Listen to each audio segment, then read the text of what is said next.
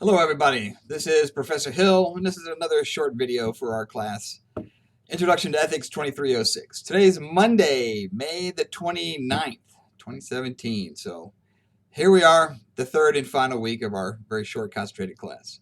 A couple of quick updates today, first of which is about the conclusion to discussion number 6, the student's cartoon. And then I'll also talk briefly about the post that's due today, discussion number 7, the Nash family. That's due tonight at midnight. So I know you guys are out there right now thinking about that, reading about that, and writing about that. So anyway, let's back up to the student's cartoon. As I said at the end of last week, this was a true story. It's an unusual case because the student that drew this kind of threatening cartoon didn't actually deliver it. He threw it away at the end of class, and another student who saw it and was worried about it actually fished that thing out of the trash, presented it to the teacher because she said she was concerned for the teacher. And the teacher, distressed, took it to the dean. So we had a couple of questions, not least of which is, is this really a threat? What should the dean do about this? What should you do if there's a zero tolerance policy? These things are all coming into play in this unusual case study. So, first things first, what happened in this case? Well, the dean, not surprisingly, called in the student and said, "Look, I need to chat with you about something." Presented the cartoon to the student and said, "Did you draw this?"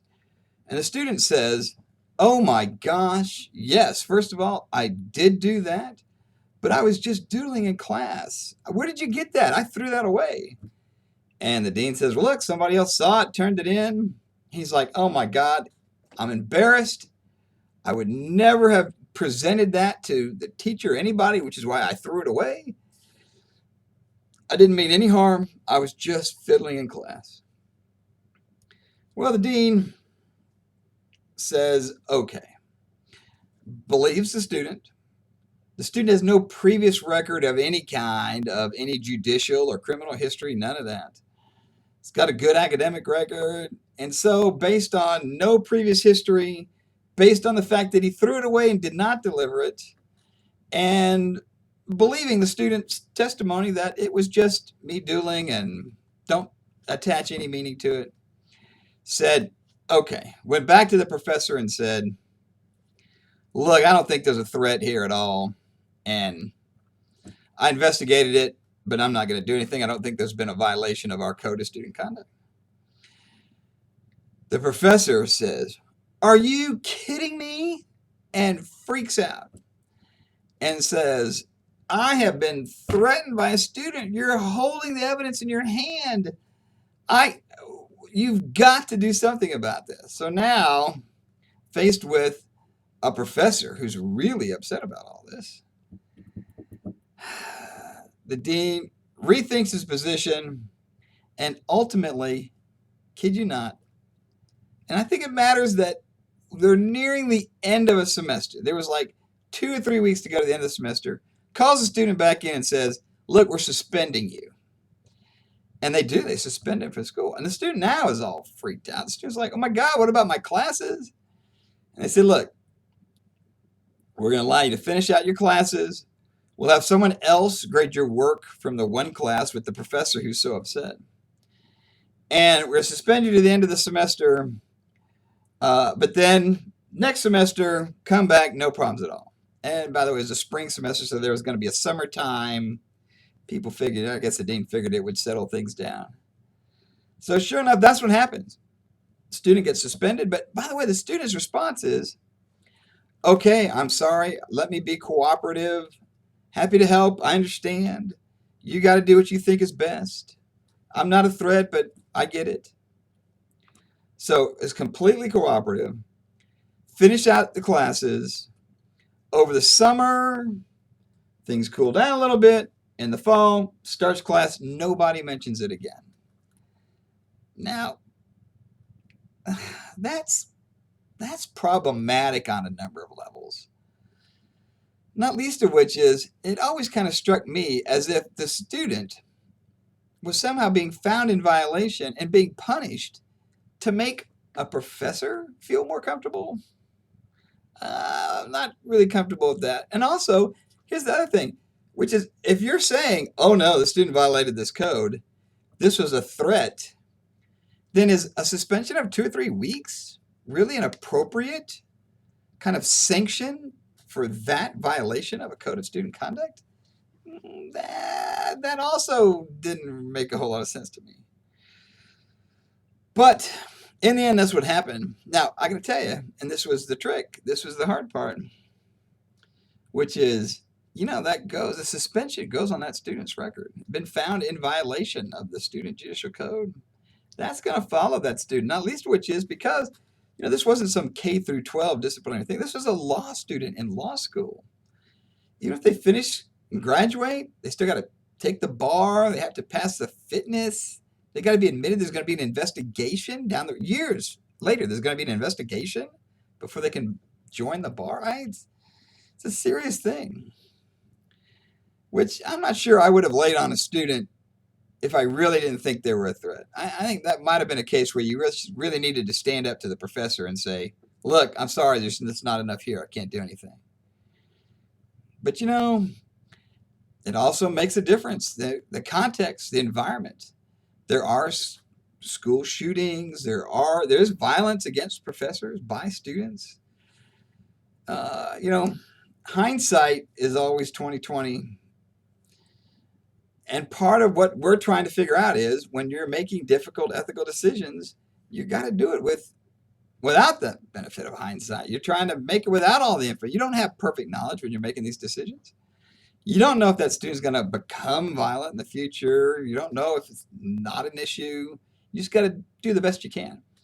And that professional judgment on the part of administrators and teachers, professors, that's an important thing to try to gauge. It's why, as you saw with the zero tolerance policy, that really removes judgment, takes these decisions out of the hands of administrators and professors, and binds them up. It I think is just never a good idea. I don't know any environment in which having a zero tolerance policy makes good sense. I mean, I'm sure it's satisfying to some people to know they think somehow that it's protecting them, but so is, college administrators that know what they're doing. It's not like you're either going to have a zero tolerance policy on one hand or on the other, just, chaos. It's not like that.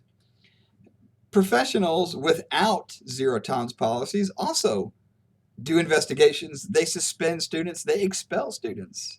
If they think there's a threat, they're going to act on that. And they don't need to have their hands tied in that process by a zero tolerance policy. So as you can tell, I'm completely against those things. But in the end, like I said, the student was cooperative, took the suspension, and then just kind of tried to get it all behind him and get back on track, and he did. So that brings us to our next one, which, again, this time around, it's not like the last two. It's not like with the student's cartoon or the group study problem where you kind of didn't know how things were going to turn out. This one, from the beginning, the Nash family, how this turns out. And it turns out it works. They do actually conceive a human being as a medical therapy for another human being. That's just a powerful thought. They say, we're going to create a human being as a medicine for our child. And it does raise lots of difficult issues, which I've seen with a couple of people that have already responded we're getting into. But you do have to think about, why do people have children? Is it okay to do this? When you start to monkey with the genetics like they're doing now, you raise the specter of eugenics. And we have a long, bad history with eugenics. Not just, as human beings, but here in the United States. Again, a long, bad history. We try to make this distinction that somehow curing disease is one thing, But, when you start to pick eye color, pick sex, pick the kind of things we can already do with this selection process, boy, it is a big can of worms. Lots of difficult issues to wrestle with. And by the way, on that point, I do highly recommend what's an older movie now, but it was called Gattaca. Really well done. And Uma Thurman and Jude Law. It's a good movie. Talks about a lot of these issues, and if you've got the time, I highly recommend it. But like I said, the Nash family issue, discussion number 7, that's due tonight, May the 29th. So 11:59. So get cracking on that one. We're right to the end, folks. Like I said, this is week 3. I know it seems like we just started this class because we did, but it also ends this week. So we gotta make this happen. Again, if you've got any questions about the structure, the calendar, the discussions, contact me, email me, call me.